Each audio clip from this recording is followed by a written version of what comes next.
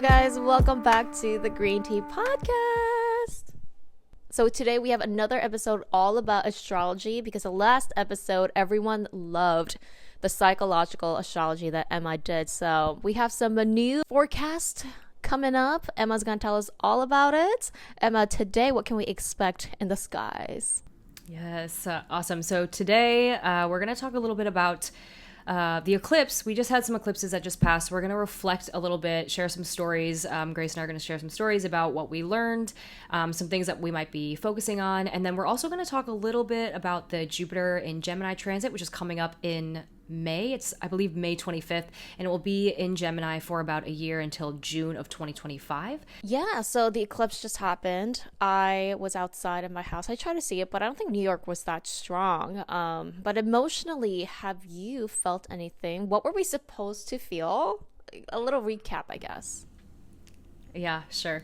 So, so I think the first thing is that, like, everybody probably will feel, I think, differently. They'll notice where the eclipse falls in their chart will be in different houses. So the areas of life that are impacted might also be different for everybody. But just for a quick recap, the first of these set of eclipses was on March 25th. That was a full moon in Libra. And that was asking us to look at where Libra sits in our chart and to examine any patterns of, say, things like indecisiveness because you are over prioritizing other people's needs or opinions over your own. It could be an excess focus on vanity or beauty or some type of outer attribute instead of honing that quality within.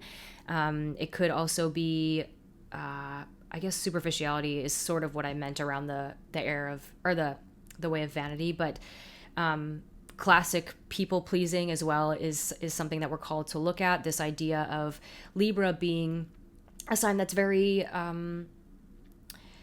good at understanding the needs of other people. It's very good at picking up what other people might need, even if other people don't necessarily recognize that. They're good at being able to fill in the gaps and create a dynamic of reciprocity and balance.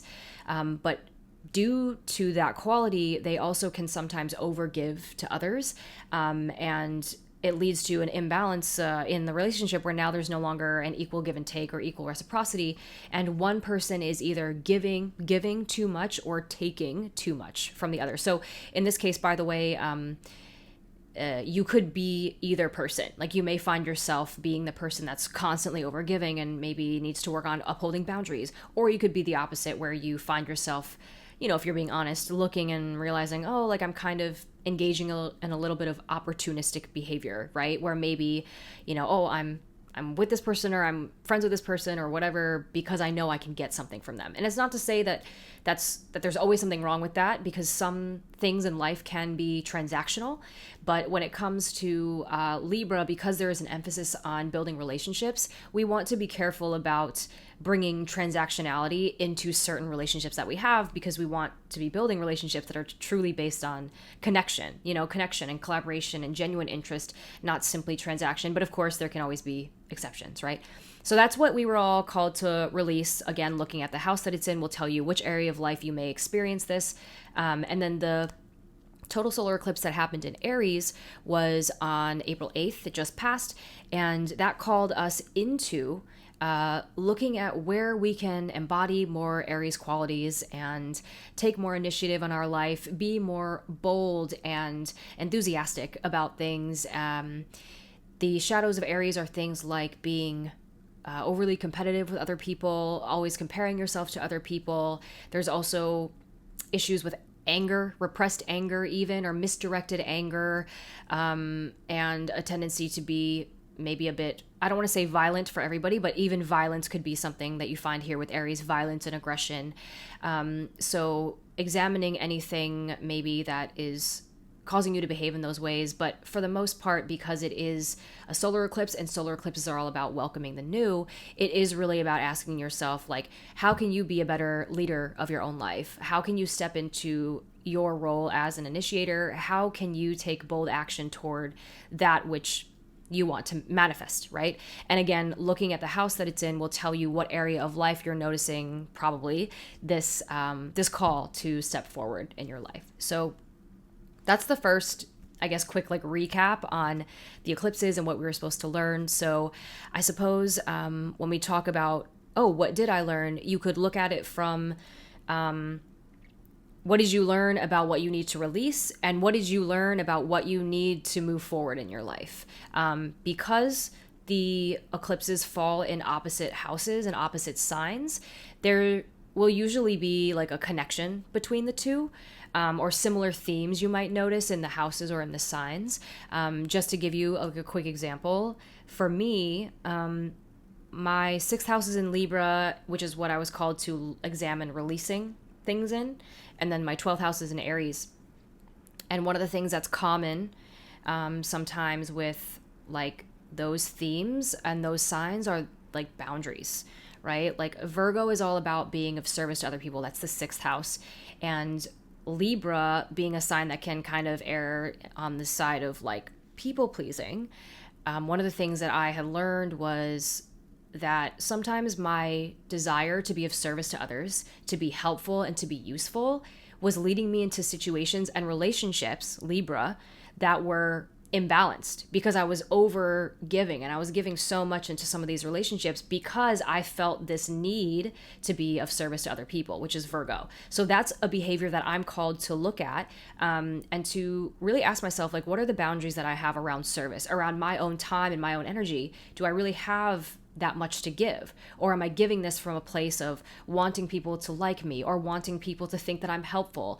Oh, I'm afraid that if I don't overgive, they won't like want to work with me anymore, they won't want to date me, and whatever the situation is, right?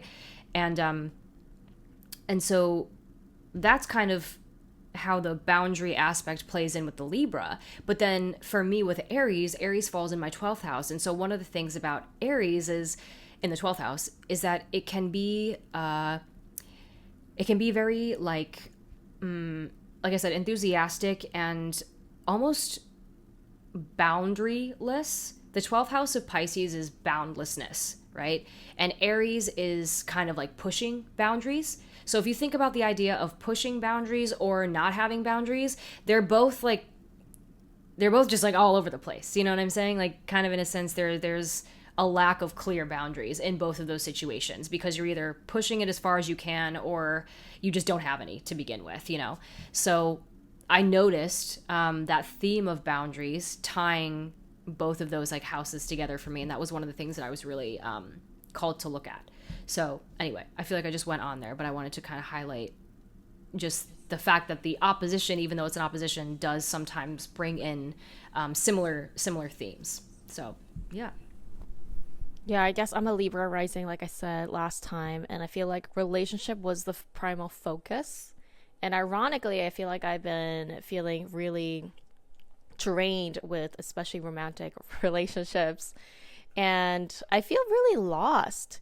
At times I feel good, and at times like I feel like I've detached from something I shouldn't have. For at least from an astrological perspective, I do think that if that's something that's occurring like right now, I know that because we're in eclipse season, and generally the way that eclipses work, at least to my knowledge, is that like the energy of the eclipse can still be felt like even up to like a month before or a month after the closing of the opening and closing of the eclipses. So even though we just had the eclipse on the 8th of April, like we still may notice like the effects of this for the next month. And there still may be like decisions being made and parts and pieces shifted around until like for the next month, basically. And so with that said, especially if, you're dealing with somebody who is, well, not even, scratch that. Especially considering that we're in eclipse season, a lot of things are being shifted around. People are making certain decisions that may feel or come off a little bit impulsive or, maybe not like very thoroughly thought out. So I do find that actually kind of interesting. I didn't think about that until you just said it, actually. But I do think like that in and of itself, on like maybe a psychological level, there's some type of psychological component to that has nothing to do with astrology, really. The way that we understand ourselves and value ourselves and what we can give to another person, how we're used to behaving with other people, and this idea of over promising and under delivering, I think is a really common thing that we can see sometimes in relationships where people, they feel that imbalance, right, in their relationships. Yeah, definitely a lot of lessons to learn there. I know there is something else coming up in the end of May. Can you explain a little bit about that, and what would we be feeling depending on our charts? Yeah, so at the end of May, I think it's at May 25th, Jupiter is going to move into Gemini.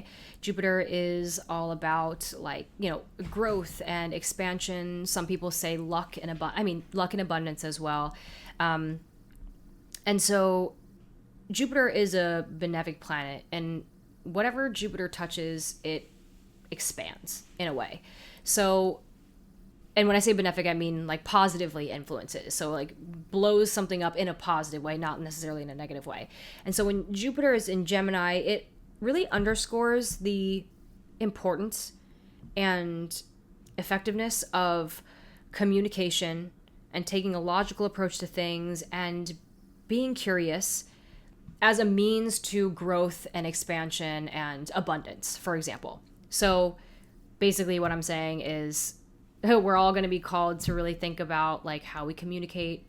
Are we asking questions? Do we get curious about things? Leaning into like that mental faculty in order to grow and expand. And that just kind of naturally, that makes sense. You know what I mean? Like just naturally that makes sense. Like when you want to grow and learn things, a lot of times we resort to like thinking about it. We ask questions like, I want to learn how to make more money. Okay, what do we need to do about it? We start asking ourselves, like, what do we need to do for that to happen? Like, is it because of my job? Do I need to get a different job? Do I need to invest my money? Whatever the question is, right? It could also be those questions directed inward. So what are the blockages that I have to like making money? What is the thing that's in my way of me reaching my goal right now? So Gemini is also the sign of the twins, and people often tout Gemini as being one of the signs that has a quality of being really multifaceted and being able to multitask. I know that you have that skill for sure. And I think one of the things that we're called to look at with Jupiter and Gemini is this concept of it doesn't have to necessarily be this or that. It can be this and that, right? Now, obviously, anytime that you're going to take on more than one thing, like, of course, there's still an element of like boundaries for yourself, understanding what your limits are and like how much of something you can handle. I'm not trying to encourage people to just like take on a million things just because Jupiter is a Gemini. Like still use your discretion about it. If you don't have the room for it, if you don't have the time or the space, of course don't do it. But people might find themselves in this situation where they notice, oh, there are several things that I want to be doing right now, and I probably could do these. Like if I just organize my schedule the right way and put myself into a certain routine or whatever. Jupiter and Gemini is like a time where you might really thrive under that energy and be able to do that. So it's interesting because for you, you have like Sun and Mercury in Gemini, which means that at some point coming up, like Jupiter is going to be touching your Sun sign and your Mercury. And Mercury, by the way, for anybody listening, is at home in Gemini, which is super awesome that you have that placement. I know yours is also not retrograde, which is helpful as well. It means it functions like very optimally. Mercury, the planet of communication, functions very optimally in your chart, which makes a lot of sense, even like with what you do with like work and everything. You're a communicator through and through. So Jupiter is going to be touching your Sun sign and your Mercury, and so it's going to be expanding specifically like your self-expression, which is Sun in Gemini, probably through like this area of communication, and then Mercury, which is the planet of communication, so it's going to expand like things in that area. I don't know like I don't know what that means for you. Like I don't know what, like if something's going to happen or an opportunity is going to present itself or this and that, but there is definitely a potential for you to experience a lot of growth and expansion through the avenue of communication. And like I guess since your Sun is in Gemini as well, authentic self-expression. Yeah. Wow. Yeah. Hopefully I'll be able to embody more of that Aries energy, because that is something I definitely felt being called to, where I need to step into my own powers, put my foot down and tell people what I actually want, instead of, I'm a very passive person. if I go with the flow, if I get the wrong order from the barista or whatever, like I don't really say anything. But I've been feeling less impatient with people, situations. If I don't get something, I don't want to be passive anymore. I just want to say it. Not in a rude way, but in a way where, I let people know, hey, I have my own thoughts. I have my own sword that I'm wielding and I'm about to use it if you cross my line. So yeah, I've been definitely feeling, and yeah, hopefully some good news will come, more communicatives and collaborations. What is it that you're afraid is going to happen if you do assert yourself and like whip out the sword and like say what you have to say? Like, what is the fear that you have? I do feel like I do have a bit of fear of abandonment, where I've always felt like if I say something wrong, she is not going to like me, a friend or whoever it might be. The reason why you want to people please is so that they like you. And if they don't like you, that's seen as negative. And I guess I want more friends. I want more positivity. I want to be seen as somebody who is likable and that I can offer something. And I just want to be friendly with people. I guess I am afraid of not being perceived that way. Okay. Everything that you just said is like the textbook, like Libra struggle, like the Libra struggle in a nutshell. It is all about like wanting to be perceived a certain way.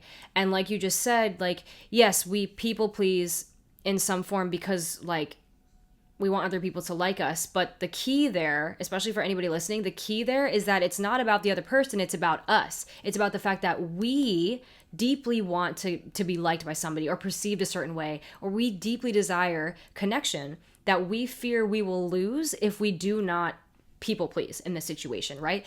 I think that's such a reality, I think, for so many people. And I think it's really great that we're talking about it, because I think in some form, like, everybody has the capacity to do this. Obviously some people more than others, but like even me, I don't have anything in Libra in my chart, but I definitely struggle with that. I definitely struggle with similar thoughts of, I really want to have friends, or I really want, this and that. And one of the interesting things that I've kind of come to realize about people pleasing, and this might be an unpopular opinion, and this maybe might trigger somebody. It's 333 as I'm saying this, by the way. Wow. People pleasing is a form of unconscious manipulation. I'm trying to be really clear when I say that. I'm not trying to upset anybody, but unconscious manipulation. Most people that are people pleasing are not going around with malice in their head thinking like, oh, I'm going to get this person. You know what I mean? It's not like that at all. It's like a self-protective form of unconscious manipulation. And so realistically, it's like, I am going to show somebody a different version of who I am. I'm not going to just be authentic about it. I'm going to manipulate like my own behavior or way of being. Maybe I'll pretend like I'm okay with this thing when I'm really not okay with this thing. But it's because I really, really, really want them to like me, right? And so there we have what I just said. It's a form of like unconscious manipulation where I am manipulating somebody else into believing that this is what they're going to get, when in reality I know or don't know that this is actually not who I want to be. This is not the type of person I want to be in this connection, but I feel like I have no other choice if I want to be liked, if I want to be chosen, if I don't want to be rejected, if I don't want to be abandoned. Another thing, right? Another good one.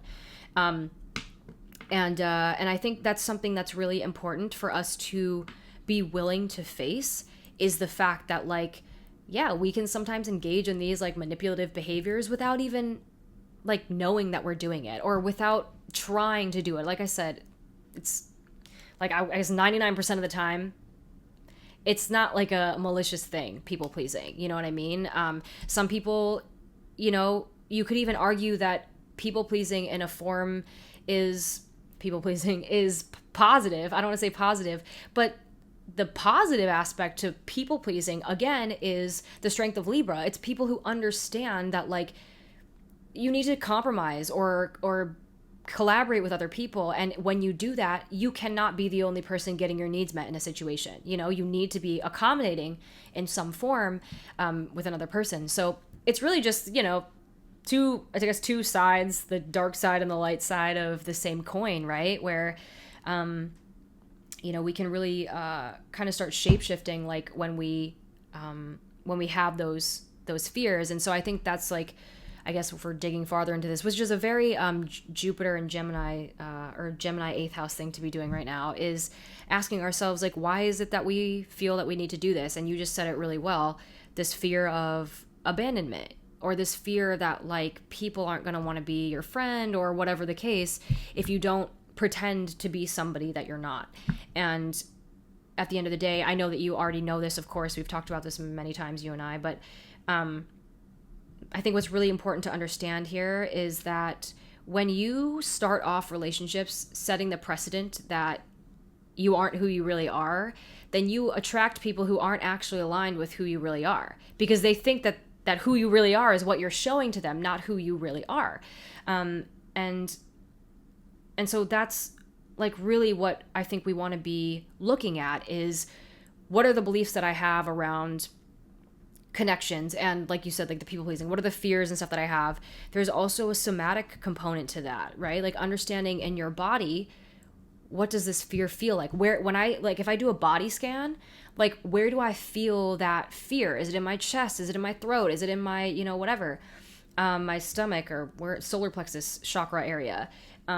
Just to like give an example, I remember that like I used to struggle a lot with people pleasing, especially in I still struggle with it, of course, I'm not perfect, but in my relationships. And I would notice sometimes when I would sit and do like these body scans, I would always feel like a tightness in my throat chakra.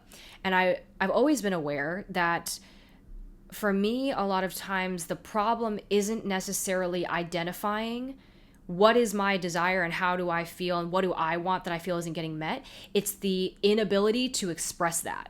Okay, so Jupiter's moving into Gemini at the end of May. And so in order to figure out like what area of your life is going to be really impacted by this transit, or where Jupiter is going to be transiting, similar to the eclipse, like I mentioned in the last video, you're going to want to look at the houses that Jupiter falls in for you. So just to give a quick example, Grace, I know that Jupiter falls in Gemini is in your 8th house. So for you, this transit's going to be occurring in your 8th house. And so the 8th house is things like shared resources. It's like merging together, kind of. So this is just a random example, but like sometimes when people get married, the 8th house involves like a merging and a joining of resources, right? Like a home or bank accounts or things like that. So not saying that that's going to happen to you specifically, but that's just an example, right? It's also things like emotional intimacy and vulnerability, and diving beneath the surface, right? So not taking things at face value per se, but diving a little bit deeper into it.